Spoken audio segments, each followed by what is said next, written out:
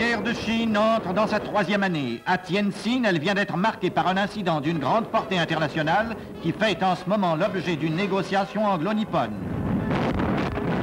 Tientsin fait partie des concessions étrangères accordées par la Chine à partir de 1840 aux grandes puissances occidentales.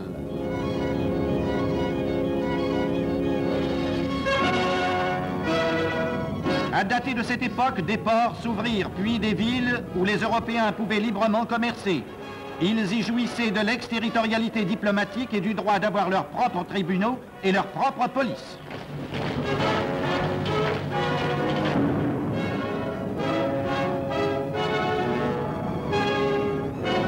Il y a quelques semaines, à la suite du meurtre d'un employé des douanes, 4 Chinois de la concession anglaise de Tientsin furent appréhendés par les Japonais.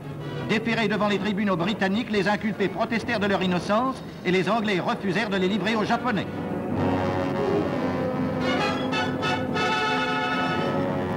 Le Japon établit aussitôt le blocus de la concession anglaise et des concessions voisines.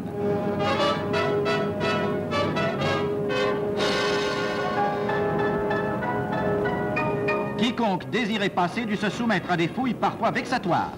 Depuis que le Japon a signé avec l'Allemagne et l'Italie le pacte anti-Comintern, il a profité de toutes les crises européennes pour accentuer ses avantages en Chine. Au moment où la guerre civile sévissait en Espagne, les Nippons débarquaient en Chine. Au moment où les attaques de navires marchands mobilisaient les flottes franco-anglaises en Méditerranée, l'amirauté japonaise décidait le blocus des ports chinois. Profitant de la crise européenne de septembre sur la question des Sudètes, les Japonais bombardaient la concession européenne de Canton.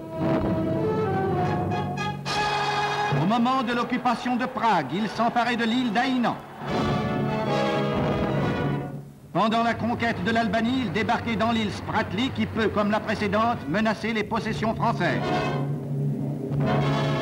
L'action du Japon, si l'on y prend garde, risque d'ébranler un jour toutes les positions franco-britanniques d'Asie et de menacer les possessions néerlandaises. Comme on le voit, problèmes asiatiques et problèmes européens se confondent. La France et l'Angleterre, qui le savent, sont fermement décidés à faire respecter leurs droits. Après la conquête de l'Albanie, le bloc de l'axe Berlin-Rome et des puissances groupées autour de lui semble avoir atteint ses limites extrêmes. Les nations démocratiques ont compris qu'au-delà de cette étape, il y allait désormais de leur existence. À l'ouest, un barrage est dressé par les nations qui font de la liberté le principe même de leur vie. À l'est, un barrage a été dressé par les garanties franco-anglaises données à la Pologne, à la Roumanie et à la Grèce. Le bloc totalitaire se trouve aujourd'hui arrêté par cette double digue. Mais une brèche demeure, la Yougoslavie, bloquée entre l'Allemagne et l'Albanie, ne peut prendre position.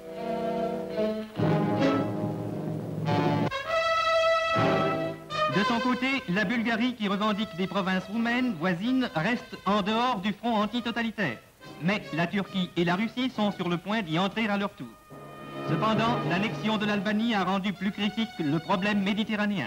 La navigation franco-anglaise doit trouver un passage permanent vers le canal de Suez et vers la mer Noire. Les bases italiennes constituent une menace pour cette ligne. Corfou et les bases grecques font désormais partie du système démocratique.